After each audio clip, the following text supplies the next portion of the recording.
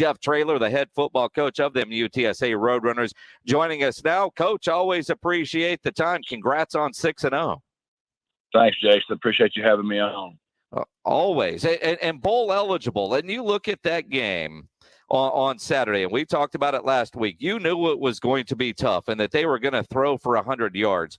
How do you grade your defense when the opposing quarterback gives up 523 yards and you give up the total number of points, 46, that you did? How do you grade the defense after a game like that? Some of it was on me. We gave them a bad plan that first half. To our credit, we did adjust at halftime, and we just basically decided if we're going to go down, let's go down our way, and let's let our guys get after him. Let's let our corners go cover. We were much better on defense the second half. The way we called the entire game offensively, we're just going for it on fourth down every time except for once. To all of our selections, it was a compliment to that quarterback and that system. We knew what we were getting into, and they were just really that good. Our defense really wasn't that bad. Well, and I know that, and again, you knew what you were getting into. That's why I was curious, how do you grade it? Because ultimately you got the win, and you talk about how good their offense is. Fourth quarter, coach, 4-minute offense. You run on first down, then you throw it 3 times. So they get the ball with 3:21. Why don't you run the ball with Sincere McCormick there? Well, you didn't speak correctly. We didn't throw it 3 times. There's only 3 down. So we ran it the first time, then we threw it 2 times. And we probably regret running it on that second time. But what it was, honestly, was when they've got that many people in there, Jason, at the end of the game, they got too many of them in there, buddy. So you're either going to have to run option, throw it, or you're going to have to ask Sincere just to run into a box that's extremely, extremely loaded. And we've already proven we can't do that. Illinois, we came right off the field. We did it against UNLV. We came right off the field. It sounds great. It does. I mean, when you're the armchair quarterback, it's the perfect call, right? But you're also taking the ball out of Frank Harris's hands. I mean, he only threw 6 touchdowns. They hadn't covered our receivers all night. So you could say it either way. If you hand it off 3 times, now here's the credit. The credit is we completed the pass, right? So they had to burn their timeouts. So all you're doing by handing it off is just burning their timeouts. Well, what do their timeouts mean to them, Jason? They don't mean anything to them. Those timeouts don't mean squat to that offense. Now, a team like Illinois or UNLV, I would agree with you. So, yeah, it's a fair question. Armchair quarterback and myself, I wish I would have handed off on second down. But it's still the right call in that time, unless you're going to run option. And I'm not really excited about pitching the ball in that situation either because they got too many guys in the box. So everybody talks about 4-minute offense. There's also 4-minute defense going on. Those guys are playing a certain defense in that time as well that presses your hand. Absolutely. That's the chess match of it. And it's always easier being the armchair quarterback. I could probably see. I just like you're giving the ball back to that guy with too much time on the clock. And, credit to your defense with that goal line stand, then the interception right there at the end. What's going through your mind as they are marching down the field? And are you looking at the clock going, okay, if they score, we're going to have this many seconds to try to go back on top. We'll get Frank to throw it to 88. That Clark kid, man, he was catching everything and scoring everything. Are you thinking there, if they score, this is what we're going to have to do? Or are you thinking our defense just needs to come up with the big play? A little bit of both, right? I had 2 timeouts, so I was trying to manage those timeouts to save me some time, go back down the field and score. But then at the same time, you don't want to bail them out because they're pressed for time as well. Because they only had 1 timeout left. So it's a fine balance you're in because all we would have needed was a field goal to win the ball game. So you're looking to get the ball to the 35-yard line. You got a shot. So all those things were going through my mind. Like you said, whoever has the chalk left, the armchair quarterback, it's tough. It just really is tough. And I'm just glad my defense got it done. I didn't have to worry about that. Now, what's crazy, Jason, I don't know. I had some premonition Wednesday night. We had not worked victory formation on the -1 yard line in a while. Because we're a shotgun team mainly, and so Thursday at practice we worked victory formation on the -1, and I'll be dang if we didn't have to do it 2 times in the game there. You need to go buy lottery tickets, Coach. That was crazy. My kids laughed so hard because I just got nervous about it because we don't do it very much. We're always in the shotgun, so anyway, it's one of those little funny things that go on during the week that nobody really knows about. I thought I'd share that with you. I appreciate it because, I mean, we've all seen enough football, whether it's at the college level, at the high school level, when you do something that you don't do all the time and you don't practice it. And I saw it in a high school game that I did earlier this year. They tried to go under center for the first time in the game in a short yardage situation to run a quarterback sneak, and they fumbled the snap. Because they don't do it enough. And if you watch me, like when it's victory, I don't take my headsets off. A lot of high school a lot of coaches take their headsets off on victory. I'm keeping my headsets on. I'm coaching to the zeros or on the clock. I'm not going to be. I'm not assuming anything, brother. Absolutely not. Jeff Traylor, head football coach of UTSA, joining us here on the Blitz, brought to you by Pinkerton's Barbecue. You mentioned Frank Harris's game. Boy, did he have himself a game. You know, this is 2 weeks in a row we've said, man, look at what Frank Harris is doing. And, you know, watching him and knowing what he went through at high school at Clemens and his career at UTSA, to see it coming the way it is, coming all together for him, making all the throws. And I think that's the one thing about Frank that has been impressive is he is making all the different throws. He is playing at a big-time level with the throws that he is making. What's different about his game that you're seeing this year from when you first got on campus a year ago? Well, I'm going to answer your question, but I'm going to go one more thing. He threw 6 touchdowns. He caught a 7th. And then maybe the play of the game, Jason, was when after the interception, he immediately stripped that guy, and Zakari recovered it, and we scored on that drive. So he had a call fumble, a reception, and he threw for 6. But to answer your question, I'm sorry I went off on a tangent there, but I love the kid so much. He's in total control now. All those RPOs are him. He's changing plays at the line of scrimmage. I'm not going to blame him for the throwing into cover 0 on the 4-minute offense. That was my call, so don't read too much into that. But he has total control of the offense right now, and that's the biggest difference. His confidence, how he sees the game, and I'm so happy for him because he's just developed right in front of our eyes. And that next gear I kept saying he had, y'all got to see it all Saturday.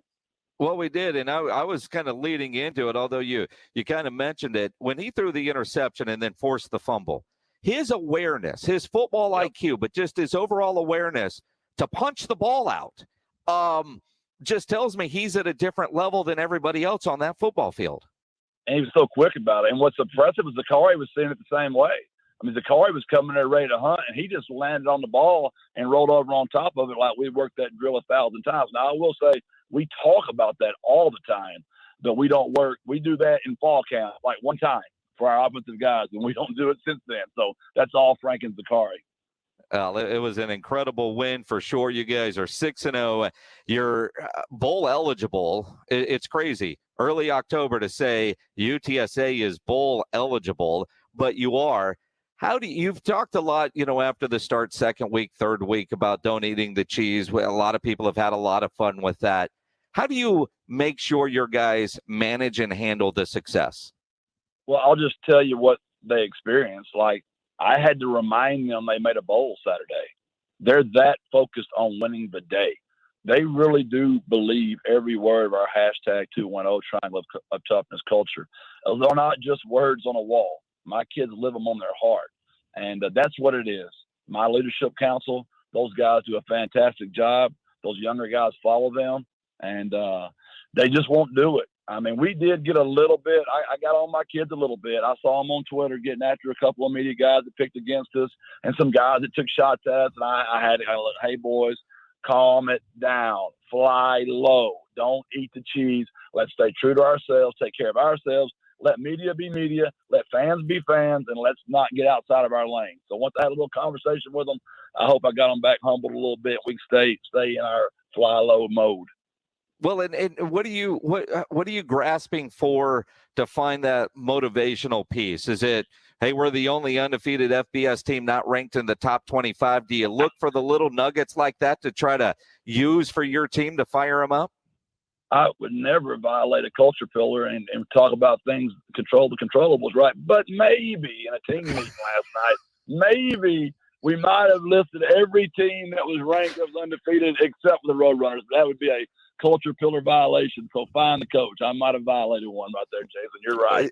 Yeah, 10 push-ups. There you go, right? But I mean, look, at some point you have to. At some point, when I think about what you say to your team in the locker room, but, and I've said it on the radio, so I'm not going to, ask you this because I don't like to ask you questions that I know you can't answer. But, lots of rumors about could UTSA go to a different conference to say maybe replace Houston in the American. Attendance matters. That's another reason why we need to pack the dome. There's lots of things going on outside of that locker room that ultimately affect the program that you can't control, but it's out there. So you got to learn how to handle all that different success and acknowledge it, don't you? Well, I just had a staff meeting and just I was explaining to them how big this is getting and how much of my time is being required right now. And I know that's happening all the way through our program, right? I mean, that's just part of the deal. And it's a great thing. Pressure's a privilege. We're thrilled to be in this position right now. Coordinator's got to coordinate. Position coach has got a position coach. Head coach has got a head coach. Players got to play. Leaders got to lead. And we just cannot lose sight of that. We had to stay true to our culture and stay right in that lane. But it's exciting, Jason. I would be lying to you if I told you it wasn't. We've been put in an unbelievable position to put the UTSA Roadrunners on the map and keep this program where we're not just great for a year, Jason, that we're built to last. So, I mean, things like you're talking about, buying suites, season tickets, people coming to the games. I mean, boosters showing up at airports. I mean, cheering for the kids. I mean, it's so much that goes into all this. And we're just very grateful that the city's getting behind us. And I hope they show up Saturday, watch our kids play. I do too, and I appreciate how you said that because people don't realize, as the head football coach, all the responsibilities you have outside of just coaching the team, which just kind of a knucklehead question. I know you do this show every Monday. You go on with Rob and Rudy on R&R in the morning. You go on the shows on the other station.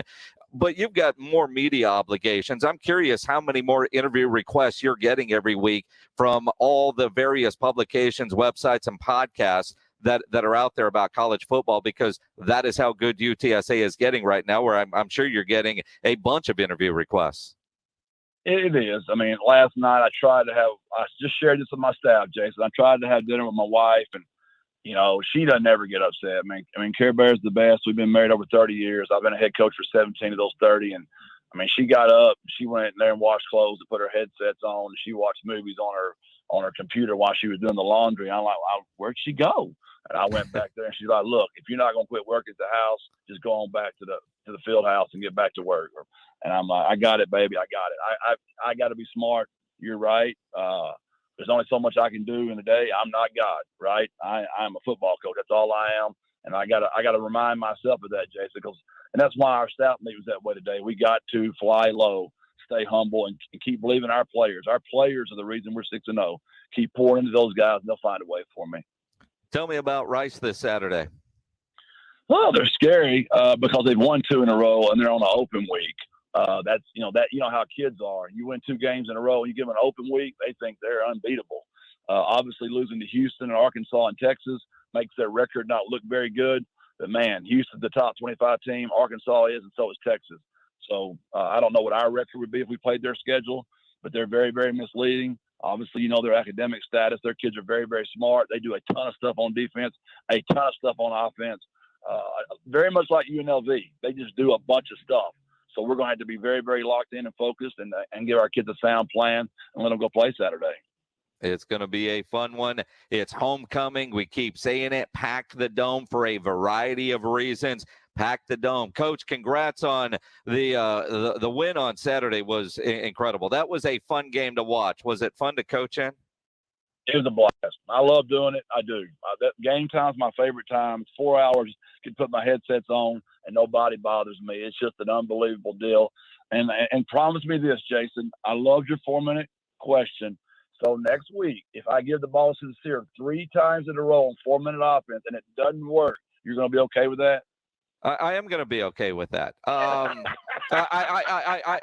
see, if it doesn't work, Coach, see, that's exactly the difference. That's the whole deal. Always say that. But you know what though? I love learning stuff, and you taught me something because you said the timeouts don't mean a damn thing to them. I never considered Right. that. You either run it and they got to use their timeouts, or you're going to burn more clock. Yes, sir. You know, That's it's right, it, and so I didn't hindsight, factor though, that in. hindsight, I do regret not running the ball on second down. I didn't think we were going to be able to lean on them as well as I did, right? If you remember back on that 4th down and 1.5 on my own -24, when I'm sure you're ready to strangle me right then as well, and we got in that big hammer heavy set, and I wish we'd have had more of that. I didn't think we were going to be able to lean on. I made 2 talent assessments that were wrong. Their O-line was better than I thought, and we blocked them. Our O-line played incredibly well, Jason. The best our O-line's played since we've been here. All right, so next time you're in the 4-minute offense, we're going to draw up a play in the dirt right now, Coach. And I'm stealing this from Kellen Moore with the Cowboys. What I want to see the option. They're going to stack I know you don't like to pitch the ball, but this one's kind of safe, right? So you pitch it to Brady, who's running, and then he pitches it to Sincere on the outside, kind of like you saw Pollard and Zeke do a couple weeks ago for the Cowboys, and just call that the Minnix, and you run that in your 4-minute offense to get that first down, and you're going to be gold. I love it. We're having fun here. If you remember that first play call, right? That's really all we did. When we zone read that thing and we send that tight end out in the flats, that is option. You can just throw it forwards. And guess what? If we don't get it, it's just an incomplete pass. When you pitch that thing backwards, it's the exact same play. It's just you have the chance of fumbling it. It's just another way to do it. It's just another way to skin the cat. I love talking ball with you, brother. We'll try to be better on the 4-minute offense next week, I promise. Appreciate it. Jeff Traylor, head coach of UTSA. Go beat Rice. Be 7-0. We'll talk to you next week. We're passing out tacos and rice to the student body Saturday. Let's fill that Alamo Dome up and get some tacos and rice eating Saturday at school. See you guys. God bless. Tacos and rice. Birds up for sure. Jeff Traylor, head football coach of the UTSA Roadrunners.